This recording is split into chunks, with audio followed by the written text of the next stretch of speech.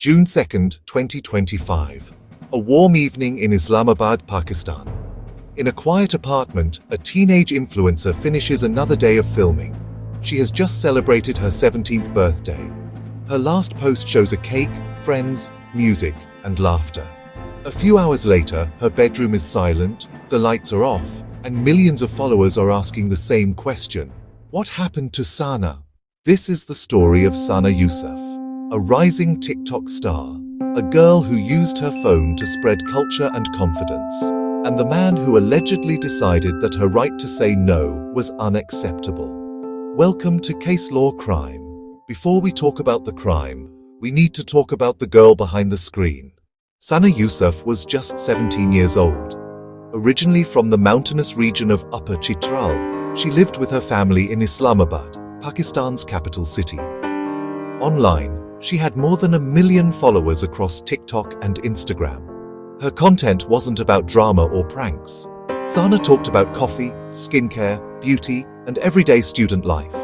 She filmed herself in traditional Chitrali dresses, showed her culture, and spoke about girls' education and empowerment. Her videos were bright, warm, and full of the kind of confidence many young viewers wished they had. According to her family, Sana dreamed of studying medicine. She used the money from her brand deals to help girls who could not afford clothing or tuition, quietly sending support where she could. To most people, she was just a cheerful face on their For You page. To her parents, she was a daughter with a future. To someone else, she allegedly became an obsession. In Pakistan, TikTok is huge, especially for young women. It's also controversial. The app has been banned and unbanned multiple times, with critics accusing it of promoting immorality, while fans defend it as a platform for creativity and self-expression. For girls like Sana, that means living in a constant tension, admired by fans, judged by strangers, watched by people you don't know. And in 2025, that online attention would collide with something much darker, an alleged stalker offline. On June 2nd, 2025, Sana spent the day much like any other teenager. She attended classes, replied to messages, and scrolled through her feed. She had just turned 17 days earlier, and a birthday post, colorful balloons, cake, and smiles, was still fresh on her profile. That evening, she was at home in Sector G13 of Islamabad. Her father was away. Her younger brother was back in Chitral. Inside the apartment, Sana was with her mother and her aunt. From the outside, it looked like an ordinary night in a quiet neighborhood.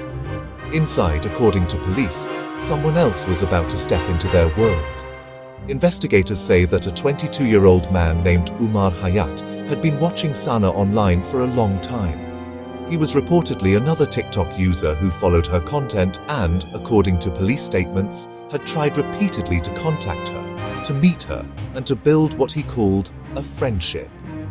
Sana is said to have rejected those advances. She did not want to meet him. She did not encourage his attention. Police later alleged that, on that evening, Hayat was seen loitering near her building, waiting outside the home. At some point, according to the case file, he entered the apartment, armed with a pistol. What exactly happened inside those rooms in the next few moments is known only through witness statements. What we know is this. Her aunt heard a sound she first thought was a balloon popping. Her mother saw a man with a gun. In the chaos, Sana was shot in the chest. Her attacker allegedly tried to shoot her aunt as well, but the weapon misfired. Then he fled the scene, taking Sana's phone with him. Neighbors rushed to help. They tried to get Sana to a hospital, but the injuries were too severe. She died before she could receive medical treatment. Her body was taken to the Pakistan Institute of Medical Sciences for an autopsy. Her family later brought her back to her ancestral village in Chitral, where she was buried.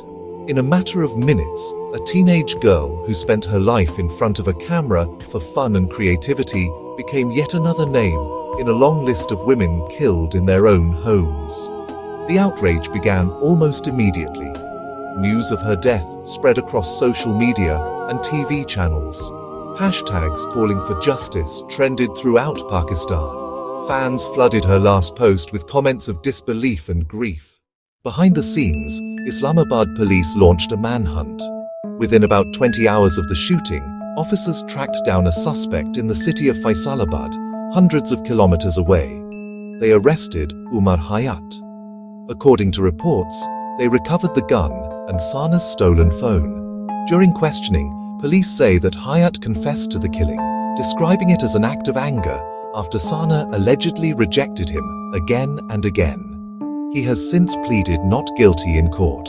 At this stage, these are still allegations, and he is legally presumed innocent until proven guilty. For many Pakistanis, Sana's murder was horrifying, but not shocking. Women's rights groups quickly pointed out a pattern. A young woman says no. A man decides that no is an insult, and violence follows. Protesters marched in Islamabad with signs reading, "Saying no is my right. Stop killing women for your ego." They chanted for justice, for protection, and for a world where girls don't have to fear the people who claim to admire them. Celebrities, activists, and ordinary users all shared one name, Sana. Not as a TikTok star, but as a symbol of how dangerous male entitlement and obsession can become when society fails to stop it. As investigators built their case, more details emerged. According to police and media reports, Sana's mother told officers that the shooter had entered their home suddenly and aimed directly at her daughter. They said he fired at close range, then quickly escaped. Prosecutors allege that Hayat had been stalking Sana, both online and offline, fixated on her despite her lack of interest. They say the killing was premeditated and carried out in cold blood. Defense lawyers, on the other hand, have told the court that the charges are false and baseless. Hayat has maintained his innocence in formal proceedings. The court will have to decide which version of events is supported by evidence. On September 20th, 2025, a court in Islamabad formally charged Umar Hayat with the murder of Sana Yusuf and with stealing her phone. In that hearing, he pleaded not guilty. The judge ordered that the case move forward, with prosecutors presenting witness testimony, forensic evidence, and digital records to support their claims. As of this recording, the trial is ongoing. There is no final verdict yet. In any just system, a suspect remains innocent in the eyes of the law until the court reaches a decision. Beyond the courtroom, Sana's death has forced uncomfortable conversations. Parents are asking how to protect their daughters who are visible online. Creators are asking how to set boundaries with strangers who believe follows and likes are a ticket to real-life access. Activists are asking why rejecting someone still carries such deadly risk for women and girls. For many, the problem is bigger than one man with a gun. It is about entitlement, misogyny, and a culture that sometimes blames victims instead of holding perpetrators accountable. From candlelit vigils to angry social media threads, one message keeps coming back. Sana deserved to live a long, ordinary life. Her right to say no should have been enough. It is easy, in true crime, to get lost in the details.